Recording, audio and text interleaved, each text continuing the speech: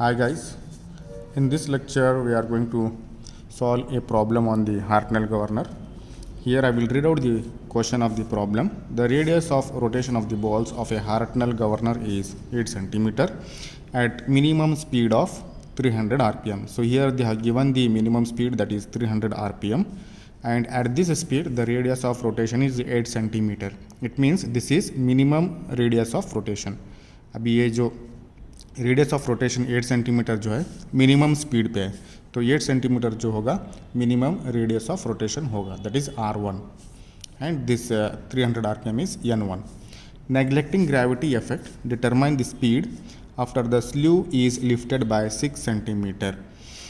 Also determine the initial compression of the spring, governor effort and power. So here they have given the sleeve lift, that is x, 6 centimeter is given. Okay, so here while solving the problem we should not consider the gravity on the governor. Okay, यहाँ पे weight on the sleeve consider नहीं करना चाहिए. Neglecting gravity effect बोले तो weight on the sleeve you should not consider. Next, the particulars of the governor are, so here in this question, in this problem you have to find out initial compression of the spring, governor effort and power. Next, the particulars of the governor are length of the ball arm, that is 15 centimeter, length of the sleeve arm, that is 10 centimeter, and mass of each ball is 4 kg, and stiffness of the spring is 25,000 Newton per meter. So this problem was asked in the it was asked in the previous exam, June-July 2011. So here first I will write down the given data. So for that again I will read out the question here. The radius of rotation of the balls of a Hartnell governor is 8 centimeter. As I said, this 8 centimeter, this radius of rotation at a minimum speed of 300 rpm. ये 300 rpm जो है minimum speed है. ये speed पे radius of rotation जो 8 centimetre है, तो इसका मतलब ये 8 सेंटीमीटर जो है minimum radius of rotation, that is small r1 8 centimeter. When you convert this into meter it will become 0.08 meter. Next, minimum speed is given, that is 300 rpm, and minimum speed is denoted by n1, that is 300 rpm. So next, neglecting gravity effect, determine the speed after the sleeve lifted by 6 centimeters. So here we should not consider weight on the sleeve. Okay, and here they have given the sleeve lift, that is x, 6 centimeter, that is 0.06 meters. Okay, so next, also also determine so here we have to find out the speed of the governor when the sleeve is lifted by 6 centimeter. We have to find out speed of the governor. Here they have given, determine the speed after the sleeve is lifted by 6 centimeter. It means when the sleeve is lifted by 6 centimeter, we have to, at that point you have to find out the speed. It means you have to find out the maximum speed. We have to find out the maximum speed. Okay, so here we have to find out the speed when the sleeve is lifted by 6 centimeter. It means when the sleeve is lifted to 6 centimeter, so what will be the speed? That is nothing but maximum speed. When the sleeve is lifted by 6 centimeter, so sleeve has reached to maximum point, so at that point the speed will be maximum. So you have to find out the maximum speed, that is n2. Also determine the initial compression of the spring, governor effort and power. So we will calculate these parameters one by one. So here they have given the particulars of the governor are length of the ball arm, that is 15 centimeter, length of the sleeve arm 10 centimeter. So here length of ball arm, that is we have taken length of the ball arm in the derivation as small a, that is 15. So when you convert this into meter, that is 0.150 meter. Next, length of the sleeve arm 10 centimeter. So here length of the sleeve arm, that is nothing but horizontal arm So horizontal arm in the derivation we have taken it as a small b, that is 10 centimeter, that is 0.10 meter. Next, mass of each ball is equal to 4 kg, that is small m. Mass of each ball, that is small m, is equal to 4 kg. And stiffness is given, that is 25,000 Newton per meter, that is small s, 25,000 Newton per meter. So we need to calculate N2 and initial compression of the spring, that is capital S by small s, and governor effort. The formula of governor effort is S2 minus S1 by 2, that you have to calculate.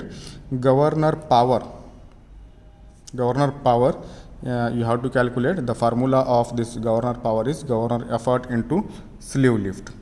Okay, so these formulas I have not included in the list of formulae. So now I will include these formulae into list of formulae, and I will update the list of formulae. Okay, so here first we shall find out the maximum speed, that is N2. So here, to solve this problem,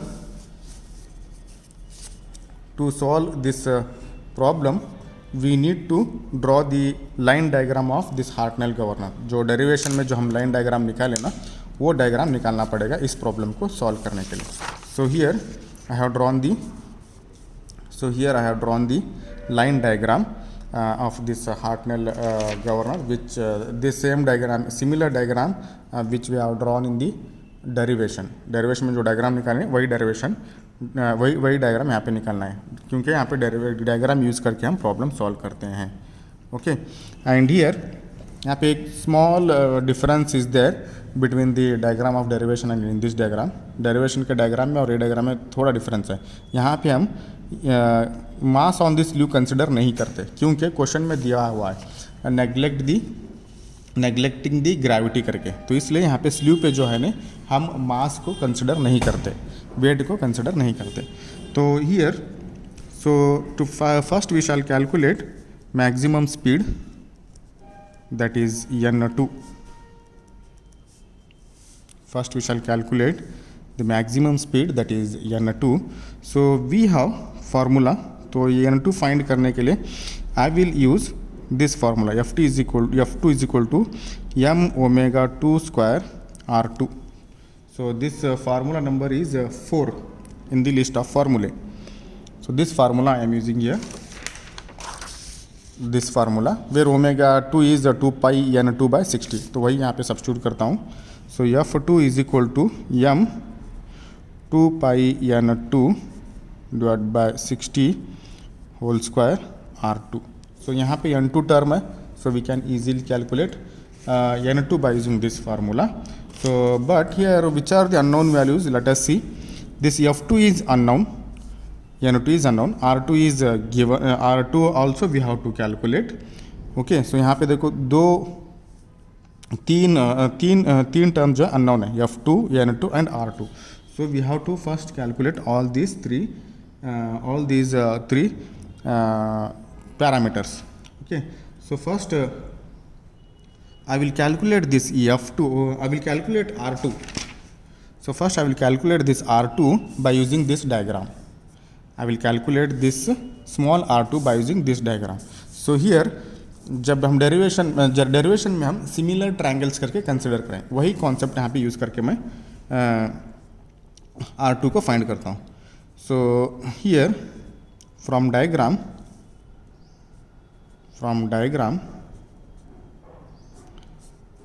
triangles B1O B2 and A1O A2 are similar.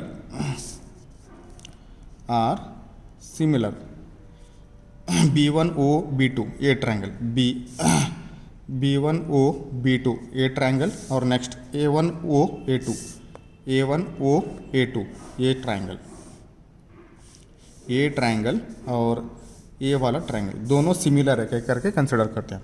जब दोनों similar होते हैं तो यहाँ पे हम क्या कर सकते हैं, B1 by B2 okay divided by B1 by B2 divided by, जब जो डेरिवेशन में किए ना वही procedure, B1 by B2 adjacent side base of the triangle divided by height of the triangle.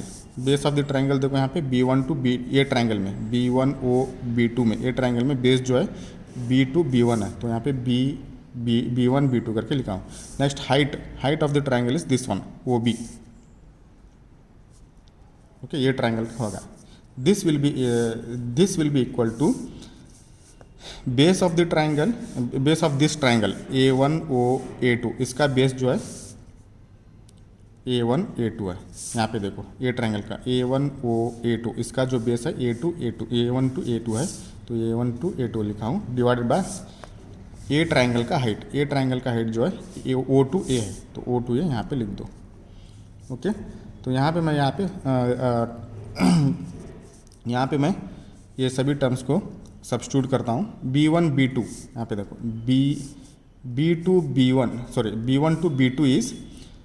B1 to B2 is x, that is x is nothing but 0.06 meters. So here B1 to B2 is x. यहाँ पे आप देख सकते हैं B1 to B2 का distance जो है x है, that is 0.06 सेंटीमीटर. वो बाद में सब्स्टिट्यूट करता हूँ.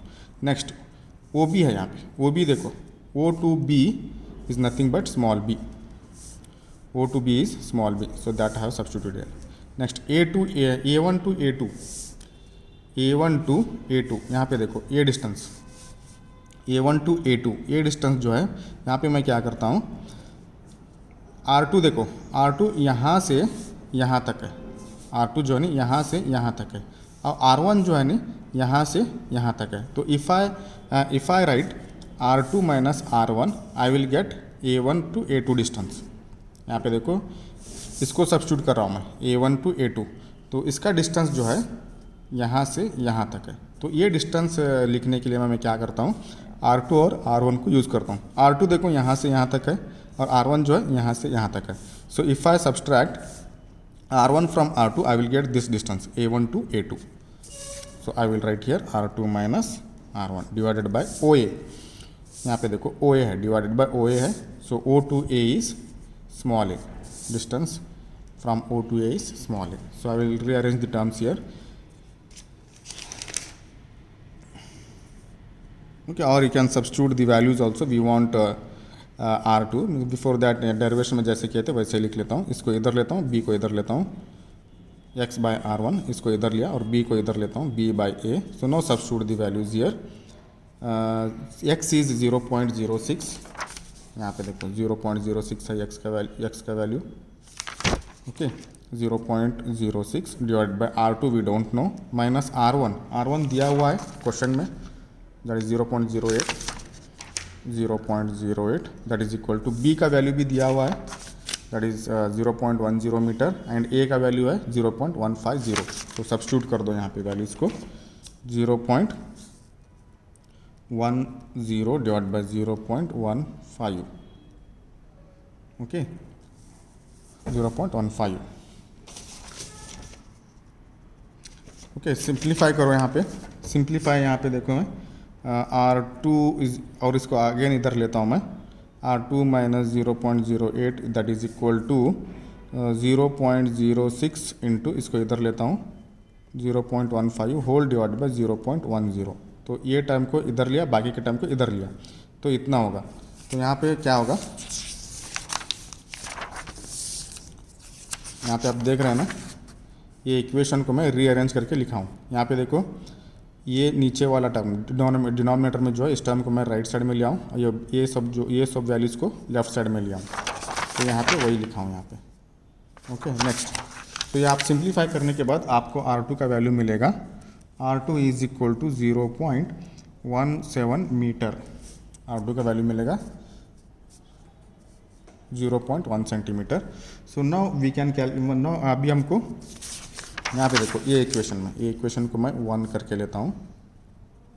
ये इक्वेशन में R2 का वैल्यू फाइंड किया हमको N2 फाइंड करने के लिए F2 का वैल्यू फाइंड करना है. तो F2 का वैल्यू फाइंड करने के लिए यहाँ पे मैं क्या करता हूँ, again I will make use of this diagram. And I will take moment about O. Okay, so now यहाँ पे क्या है, यहाँ पे देखो यहाँ पे कैलकुलेटिंग R2, यहाँ पे लिखता हूँ मैं calculating R2।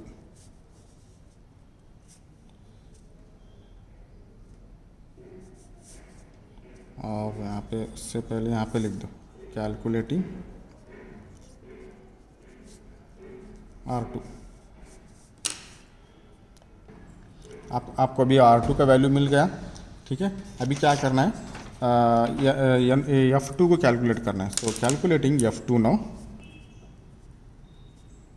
calculating F2, calculating F2. Again I will make use of this diagram. So now I will take moment about O, okay, for maximum speed position। यहाँ पे देखो मैक्सिमम F2 फाइंड करना है, F2 यहाँ पे F2 find करना है। इस डायग्राम को देखो, यहाँ पे हमको F2 फाइंड करना है, ठीक है।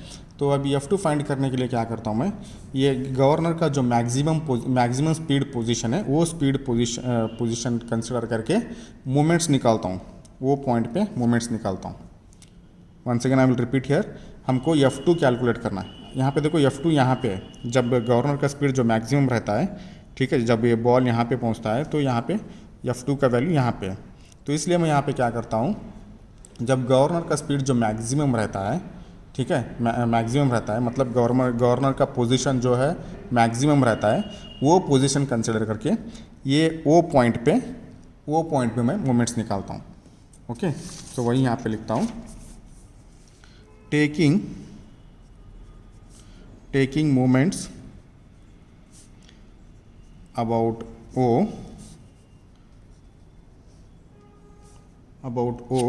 for maximum radius,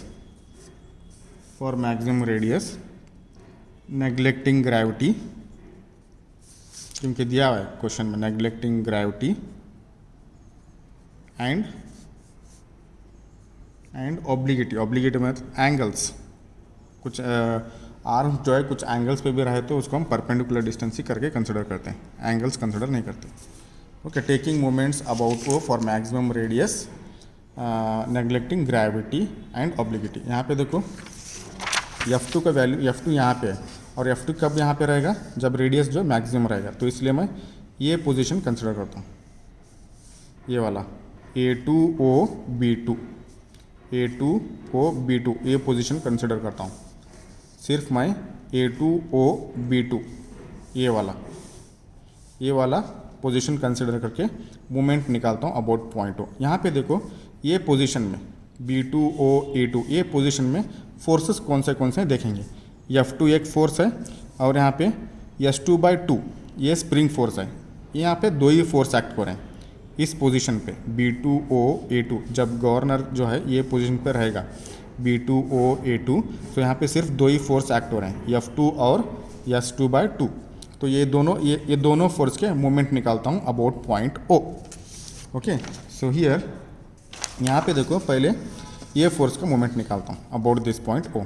तो यहाँ पे देखो force into perpendicular distance, force into perpendicular distance between this F2 and O। यहाँ पे देखो फोर्स जो है F2 पहले लिखता हूँ, F2 into perpendicular distance from this force and this O। यहाँ पे देखो आर्म का लेंथ जो है, वर्टिकल आर्म का लेंथ जो है A करके है, तो ये जो डॉटेड लाइन का भी लेंथ यही रहेगा। तो perpendicular distance between this force and O will be A only, यहाँ पे भी A ही रहेगा। ओके, यहाँ पे भी A ही रहेगा क्योंकि ये वर्टिकल आर्म लेंथ है। So force this F2 into perpendicular length distance between this force and this point O is A, small a। तो यहाँ पे स्मॉल a करके लिखता हूँ। एंड इसका ये डायरेक्शन, ये इस मोमेंट का जो डायरेक्शन पॉजिटिव है नेगेटिव है यहाँ पे देखेंगे। यहाँ पे देखो ये फोर्स जो है, फोर्स का डायरेक्शन जो है ऐसे है, तो हम अबाउट पॉइंट O मोमेंट ले रहे हैं। तो ये पॉइंट O को फिक्स करो और ये फोर्स F2 को है नहीं, उसके डायरेक्शन में इस पॉइंट O के राउंड घुमाओ। जैसे फोर्स का डायरेक्शन है उसी डायरेक्शन में इस पॉइंट O को राउंड घुमाओ। Around this point O you rotate this force, so it will rotate in anti clockwise. Okay, so यहाँ पे माइनस साइन आएगा। ओके, नेक्स्ट नेक्स्ट जो है और एक फोर्स है यहाँ पे, दैट इज S2/2, S2/2। तो इसका मोमेंट निकालना है। दिस फोर्स यहाँ पे लिखता हूँ मैं पहले, force S2/2 okay into perpendicular distance, between this force and O। यहाँ पे हम O पॉइंट पे मोमेंट निकाल रहे हैं। सो this force into perpendicular distance between this force and O। यहाँ पे देखो वर्टिकल आर्म का लेंथ जो है B है, तो इस ये भी डॉटेड लाइन जो है ये भी वर्टिकल आर्म ही है। तो यहाँ पे देखो इस फोर्स और ये परपेंडिकुलर ये फोर्स और ये पॉइंट में डिस्टेंस जो है B है, तो यहाँ पे परपेंडिकुलर डिस्टेंस होगा B। यहाँ पे कुछ एंगल पे भी वो एक्ट हो रहे हैं तो उस एंगल को कंसिडर नहीं करना चाहिए। यहाँ पे हम ऑलरेडी लिख चुके हैं नेग्लेक्टिंग ग्रेविटी एंड ऑब्लिगेटी करके। ऑब्लिगेटी बोले तो एंगल्स। सो नाउ इसका भी डायरेक्शन देखेंगे, S2/2 इंटू B, इसका डायरेक्शन, इस मोमेंट का डायरेक्शन यहाँ पे देखो S2/2 का डायरेक्शन जो है ऐसे डाउनवर्ड है। तो हम मोमेंट O पॉइंट पे ले रहे हैं, तो O पॉइंट को फिक्स बनाओ, तो ये S2/2 को इस पॉइंट O के अराउंड घुमाओ, तो ये जो फोर्स जो है क्लॉकवाइज में घूमेगा, तो क्लॉकवाइज में घूमेगा तो उसको उस डायरेक्शन को हम पॉजिटिव लेते हैं। ओके, तो ये होगा इस फोर्स का मोमेंट अबाउट पॉइंट O। सो यहाँ देखो ये पोजीशन में B2O A2, ये पोजीशन में सिर्फ दो ही फोर्स है, F2 और S2/2, दोनों का मोमेंट हम निकाल दिया। So that will be equal to zero करना है। ठीक है, सो अभी देखो यहाँ पे मैं टर्म्स को रीअरेंज करता हूँ। हमको F2 चाहिए, ठीक है, F2 चाहिए, तो माइनस F2 इंटू A। सो इस टर्म को मैं इस साइड लेता हूँ, so minus S2/2 into B। यहाँ पे माइनस कैंसिल हो जाएगा, तो F2 is equal to A को इधर लेता हूँ, so here S2/2 into B/A। यहाँ पे A को इस तरफ लेता हूँ, तो यहाँ पे S2/2 इंटू B/A हो जाएगा। ठीक है, तो यहाँ पे देखो again we don't know the value of this S2, हमको S2 का वैल्यू मालूम नहीं है। ठीक है, तो again we need to calculate. I will call this equation S2। Okay, so now calculating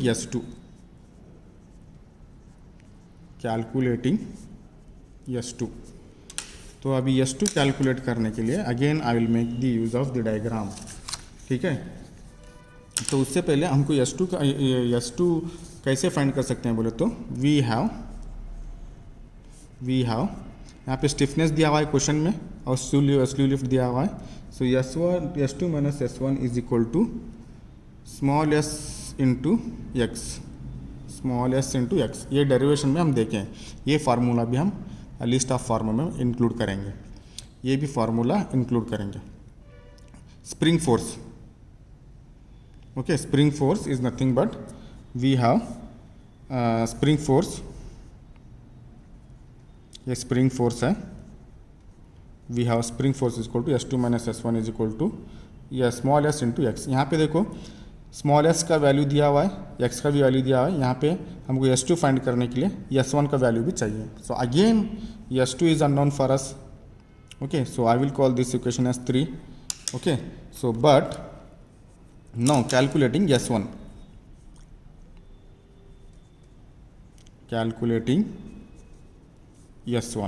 so S1 calculate करने के लिए again I will make use of this diagram. Okay, so here to calculate S1, यहाँ पे देखो S1 यहाँ पे है S2/2। so to calculate S1, तो यहाँ पे क्या करता हूँ मैं, अबाउट पॉइंट वो मोमेंट लेता हूँ, वो मोमेंट लेता हूँ। कब कैसे मोमेंट लेता हूँ, तो जब गवर्नर का पोजीशन जो है मिनिमम रहेगा, मतलब मिनिमम रेडियस ऑफ रोटेशन पे मैं मोमेंट निकालता हूँ। जब गवर्नर का स्पीड जो है, गवर्नर का रेडियस जो है मिनिमम रहेगा, ये पोजीशन रहेगा B1O A1। जब गवर्नर का पोजीशन जो है, यहाँ पे देखो R1 कहाँ से कहाँ तक है, A, मतलब गवर्नर का बॉल जो है यहाँ पे जब रहता है तो गवर्नर का रेडियस जो मिनिमम रहेगा। तो यहाँ पे देखो करस्पॉन्डिंग डायग्राम ये रहेगा A1O B1। जब गवर्नर मिनिमम पोजीशन यार मिनिमम रेडियस पे रहेगा तो ये पोजीशन पे रहेगा A1O B1। तो ये पोजीशन पे मैं, ये पोजीशन कंसिडर करके मैं अबाउट पॉइंट O मोमेंट निकालूंगा। सिर्फ अभी मैं B1O A1 ये कंसिडर करने वाला हूँ और ये डायग्राम कंसिडर करके अबाउट पॉइंट O मैं मोमेंट्स निकालने वाला हूँ। यहाँ पे देखो ये पोजीशन पे B1O A1 ये पोजीशन पे कौन से फोर्सेस एक्ट हो रहे हैं। यहाँ पे देखो ये पोजीशन पे B1O A1 पे F1 एक फोर्स है, ठीक है। नेक्स्ट और एक फोर्स जो S1/2, दो ही फोर्स है। जब मैं ये पोजीशन कंसिडर करता हूँ B1O A1 तो यहाँ पे दो फोर्सेस एक्ट हो रहे हैं, F1 और S1/2। ये दोनों फोर्सेस के अबाउट पॉइंट O मैं मोमेंट निकालता हूँ, ठीक है। तो पहले मैं यहाँ लिखता हूँ taking moments about O for minimum radius, again neglecting gravity and obliquity मतलब angles, obliquity, okay. Taking moments about O for minimum radius देखो R1 यहाँ पे ये पोजीशन पे A1O B1, ओके। ये पोजीशन पे ये फोर्स एक्ट हो रहा है F1, तो इसका मैं मोमेंट निकालता हूँ about this point. This force into perpendicular distance between this F1 and O। यहाँ पे देखो वर्टिकल स्लीव आर्म का लेंथ जो है A है, तो यहाँ पे भी A रहेगा, ये लेंथ चेंज नहीं होगा। तो इसलिए यहाँ पे देखो मोमेंट कैसे लिखते हैं, this force into perpendicular distance between this force and O। यहाँ पे देखो परपेंडिकुलर डिस्टेंस जो है A करके कंसिडर करेंगे। इवन तो ये जो लाइन जो है परपेंडिकुलर नहीं है, यहाँ मतलब कुछ एंगल्स पे एक्ट हो रहा है, तो हम परपेंडिकुलर करके कंसिडर करेंगे, क्योंकि यहाँ पे नेग्लेक्टिंग ऑब्लिगेटी करके कंसिडर किया है, ठीक है। तो इसलिए this force into perpendicular distance between O that is nothing but A, so F1 into A। So now we shall see the direction. इसका ये मोमेंट का जो डायरेक्शन है पॉजिटिव या नेगेटिव है देखेंगे। यहाँ पे देखो F1 का फोर्स का डायरेक्शन जो ऐसे है, तो हम मोमेंट O पे ले रहे हैं, तो O को फिक्स करो और F1 फोर्स को उसी डायरेक्शन में ऐसे O के राउंड घुमाओ, तो एंटी क्लॉकवाइज में घूमेगा, तो it is negative, okay. Next ये होगा, नेक्स्ट फोर्स जो है S1/2 है, तो इसका मोमेंट अबाउट O निकालो। So this force and perpendicular distance between O to B1 जो है परपेंडिकुलर डिस्टेंस B ही रहेगा, क्योंकि ये जो है आर्म है, हॉरिजॉन्टल आर्म है। यहाँ पे देखो हॉरिजॉन्टल आर्म का लेंथ जो है B है, तो इसका भी लेंथ जो है B रहेगा, ठीक है। सो यहाँ पे ये जो आर्म जो है कुछ एंगल पे एक्ट कर रहा है, परपेंडिकुलर नहीं कर रहा है, तो हम एंगल को नेग्लेक्ट कर रहे हैं, परपेंडिकुलर ही करके कंसिडर करेंगे, क्योंकि यहाँ पे लिखा हुआ है नेग्लेक्टिंग ऑब्लिगेटी करके। तो इसलिए this force into this perpendicular distance B, S2/2 into B। अभी इसका डायरेक्शन देखेंगे।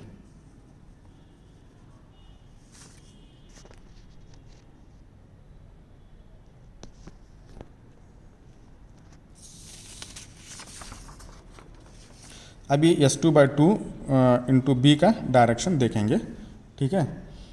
तो यहाँ पे इसका डायरेक्शन देखने के लिए यहाँ पे देखो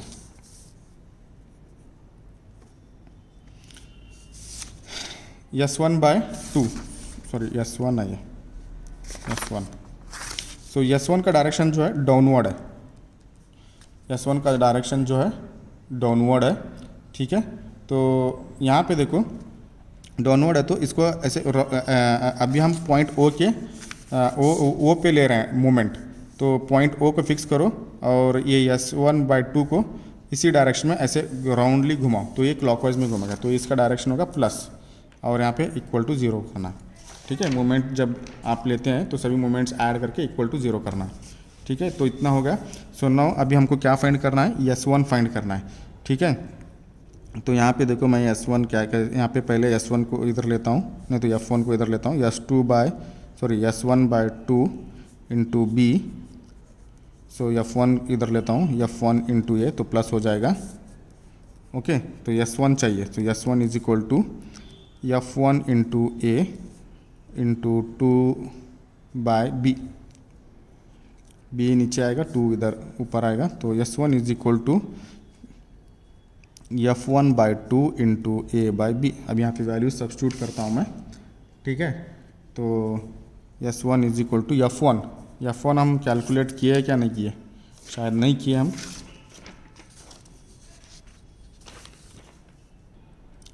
तो यहाँ पे अगेन F1 इज अननोन है, F1 हमको मालूम नहीं है, but F1 is equal to हम ये फार्मूला यूज़ करके कैलकुलेट कर सकते हैं, m omega 1 whole square into R1। Okay, तो यहाँ पे वैल्यू सब्स्टिट्यूट करो। F1 is equal to mass of the ball, small m is यहाँ पे स्मॉल m दिया हुआ है 4 kg। ओके, यहाँ पे सब्स्टिट्यूट करो 4 इंटू, इसको ओमेगा को मैं 2πn1 डिवाइड बाई 60 करके लिखता हूँ होल स्क्वायर। R1 जो है, R1 का वैल्यू भी यहाँ पे दिया हुआ है 0.08 मीटर, तो यहाँ पे मल्टीप्लाई करता हूँ। सो यहाँ पे देखो F1 is equal to 4 into 2πn1, n1 का वैल्यू यहाँ पे दिया हुआ है 300 RPM, तो वही यहाँ पे सब्स्टिट्यूट कर दो 300 RPM divide by 60 whole square into 0.08। So simplify करो, so you will get the value of F1 that is 31583 Newton. इसको यहाँ पे S1 में सब्स्टिट्यूट करो, देर इसको इक्वेशन 4 करके लो आपको चाहिए तो। Okay, so now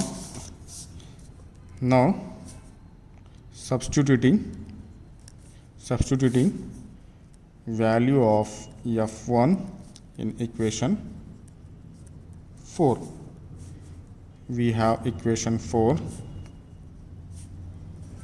that is S2 is equal to, यहाँ पे ये वाला S2 is equal to F1 by 2 into A by B, F1 by 2 into A by B। Okay, so यहाँ पे सभी वैल्यूज़ को सब्स्टिट्यूट करो, ये S1 है। सो F1 just now calculated, that is 315.83 divide by 2 into A का value है 0.15 और B का वैल्यू है 0.10, तो यहाँ पे सब्स्टिट्यूट करो 0.15 divide by 0.10। So here simplified will get the value of S1 as 947.49 Newton। This is spring force at minimum position, spring force at minimum position। so ये S1 वैल्यू जो है यहाँ पे इक्वेशन 3 में डालो, so you will get the value of S2। now substituting value of S1 in equation 3,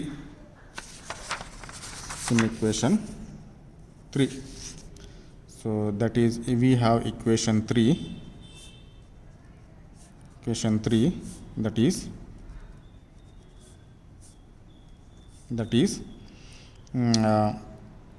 S2 minus S1 is equal to small s into x। ये भी formula आपको याद रखना पड़ेगा, S2 minus S1 into small s is the stiffness of the spring and x is slew lift। so S2 is equal to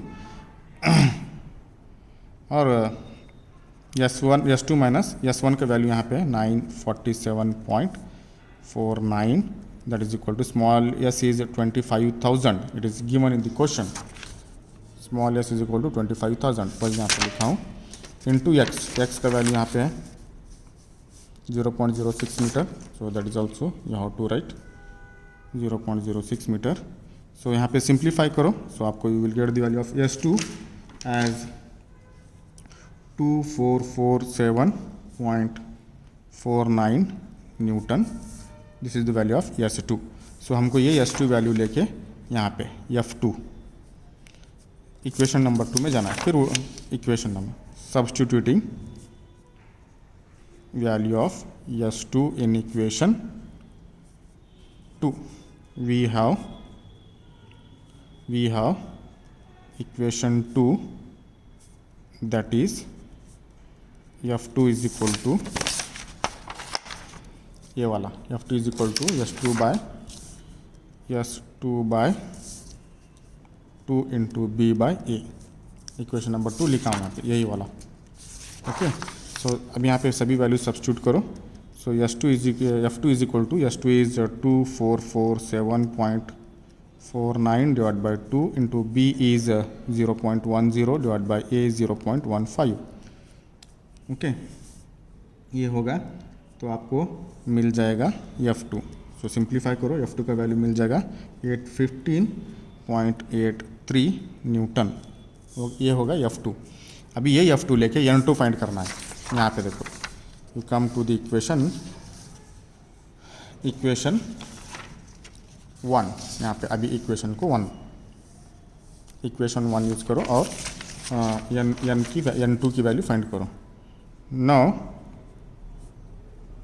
substituting all the values in equation 1, we have equation 1. Now substitute all the values in equation 1 to find N2. Now substitute all the values in equation 1 to find N2. We have equation 1, that is F2 is equal to small m into 2 pi N2 divided by 60 whole square into R2. So substitute the values here. F2 का value जो है 815.83 है, that is equal to small m is 4 into 2 pi into N2 का value हम find करना है वही, तो N2 एज इट इज़ रखो, divide by 60 whole square into R2 का वैल्यू हम स्टार्टिंग में फाइंड किए हैं। यहाँ पे देखो R2 का वैल्यू 0.17 मीटर,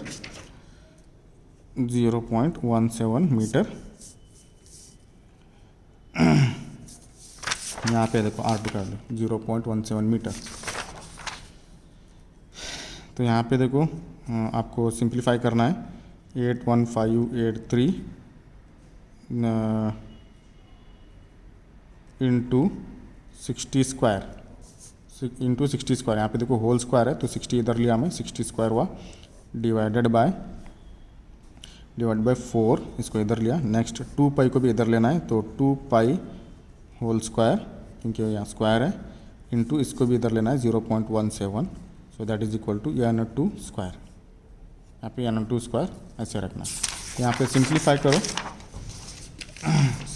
करो, सिंप्लीफाई किए तो आपको N का वैल्यू मिलेगा, N2 का वैल्यू मिलेगा, स्क्वायर रूट सब निकालो, that is 0330.76 RPM।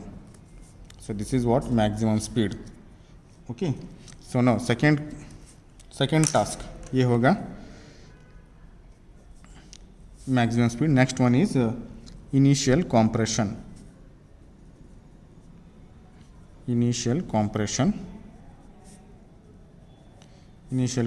of the spring.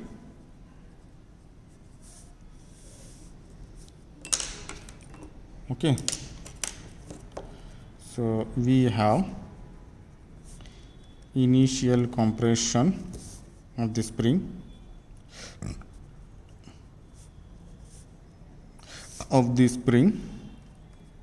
that is S1 by small s. S1 का वैल्यू यहाँ पे सब्स्टिट्यूट करो। S1 का value just now we calculated here, the value of S1 947.49 divided by small s is 25,000. So you will get the value of this is 0.038, मतलब spring कितना compress हुआ, इतना compress हुआ है स्टार्टिंग में। Okay, so next third task is governor effort.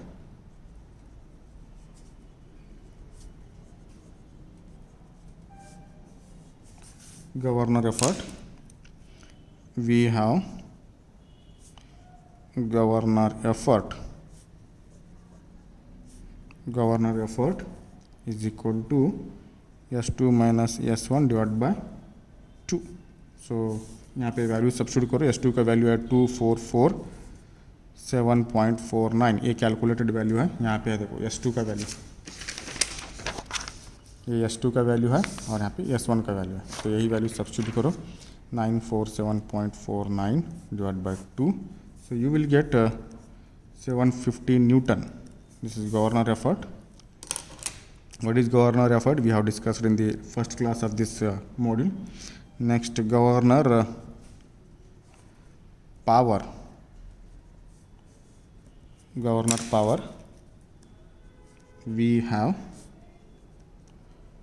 governor power is equal to governor effort into sleeve lift. Lift बोले तो sleeve lift. So value substitute करो. This is 750 into sleeve lift is that is x 0.06 meter. X का value ये वाला sleeve lift 0.06 meter. So calculate करो. So you will get 750 into, I am calculating the values here. So you will get 45 Newton. Okay, so this is the end of this problem and also the end of this module. Okay, so you just go through the previous question papers. Okay, I have solved a similar kind of problems in all the lecturers. So you please go through the previous question papers. If you have any queries or आपको अभी कोई भी दूसरा different problem मिला, आपको समझ में नहीं आ रहा, तो you can approach me. Okay, and here this is the end of this second module. Thank you.